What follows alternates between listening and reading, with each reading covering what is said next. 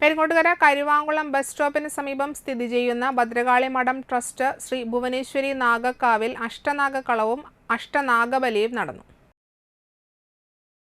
ഗണപതി ഹോമത്തോടെ പരിപാടികൾക്ക് തുടക്കം കുറിച്ചു.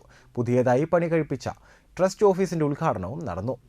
ശ്രീ ഭദ്രകാളി മഠം മാനേജിംഗ് ട്രസ്റ്റിയും ആചാര്യനുമായ രാജീവ് ശാന്തി ചടങ്ങുകൾക്ക് മുഖ്യ കാർമ്മികത്വം വഹിച്ചു. ജിജീഷ് ശാന്തികൾ ക്ഷേത്ര ചടങ്ങുകൾ നടത്തി. തൃപ്രിയാർ കപിലാശ്രമ മഠാധിപതി തേജസ്വരൂപാനന്ദ സ്വാമികൾ മുഖ്യപ്രഭാഷണം നടത്തി. ട്രസ്റ്റിന്റെ legal adviser advocate CV Subhash office ഉദ്ഘാടനം നടത്തി. Trust president Vijayaraghavan Kallinkal, trust secretary Reeja Ajayan, vice president Ajayan Kannoli എന്നിവർ സംസാരിച്ചു.